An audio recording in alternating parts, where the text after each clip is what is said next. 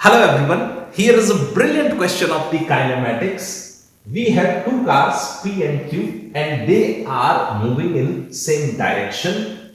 Acceleration of car P increases linearly with the time. When you write this thing mathematically, it means the acceleration is proportional to P. Wherever you find such words, increases linearly with the time. As the time will increase, the acceleration will increase. And linearly means the power is 1. Okay. So acceleration of that car P is proportional to time T. Now, car Q was moving with a constant acceleration.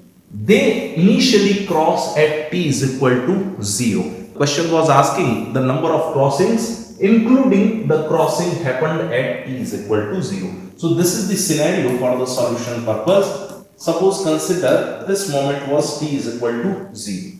At t is equal to 0, the car P was here, the car Q was here. Let's say it had the initial speed up, it had the initial speed uq. This location we consider as x is equal to 0. First, they cross each other at time t is equal to 0.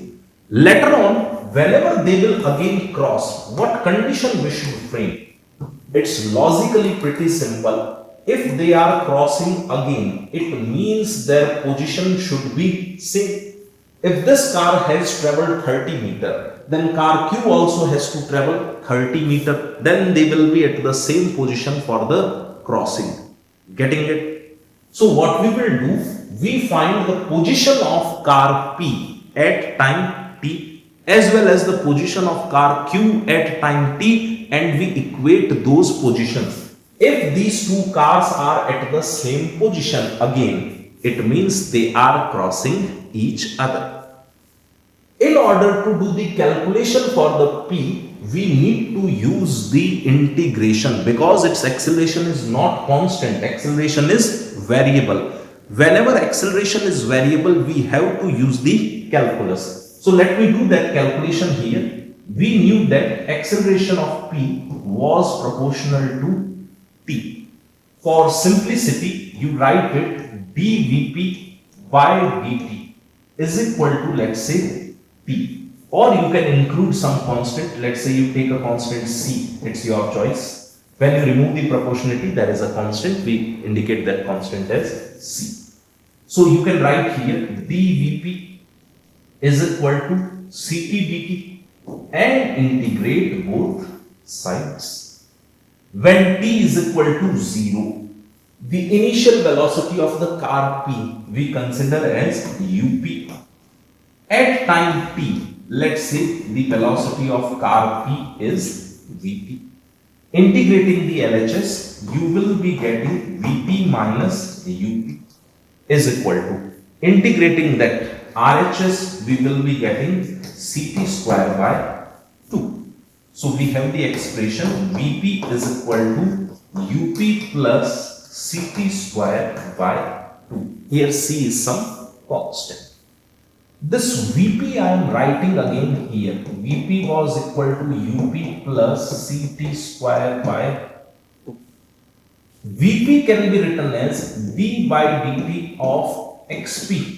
Let's say we consider this as xp, and here the car gets the speed Vp, here this car gets the speed Vq. We consider this as xq. If xp and xq are equal, it means the particles are crossing each other. Keep the dxp in the LHS is equal to up dt plus c by 2 p square, and here is dt.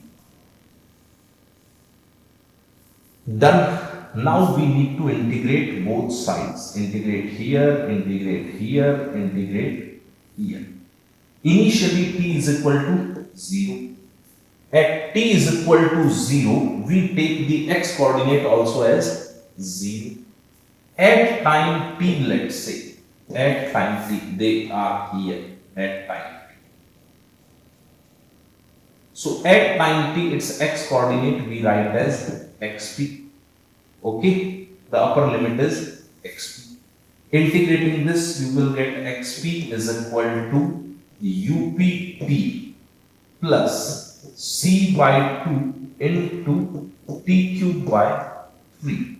This is our final expression for xp. Now we need an expression for x cube.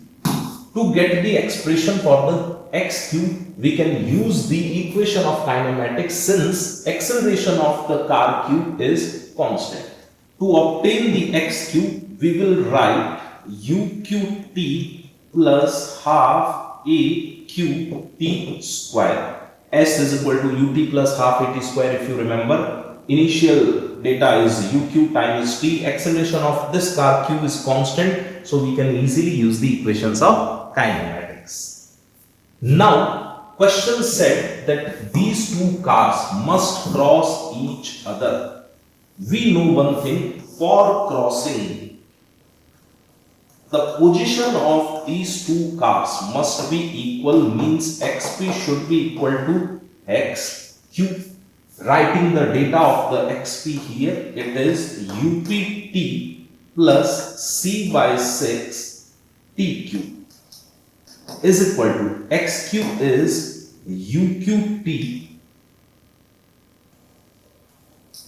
plus a cube by 2 t square.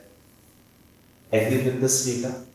If we look at this data, it's a cubic equation. The cubic equation will have at max 3 possible solutions, 3 possible routes. It means the number of crossing is at max equal to 3. If some equation is quadratic, let's say if I write the expression as ax square plus bx plus c barabar 0, let's say, how many roots you get for this expression? A quadratic expression. For quadratic expression, you will be getting 2 possible roots at max. Similarly, for the cubic equation, at max how many roots we will get? This is a cubic equation. So you will be getting at max 3 roots. So without further computation, our answer is 3. I hope you enjoyed the solution. If you enjoyed it, please like this video, share it with your friends and kindly subscribe to this channel. Which part of the calculation you loved most? Let me know in the comment box. Stay awesome and see you soon. Take care and bye-bye.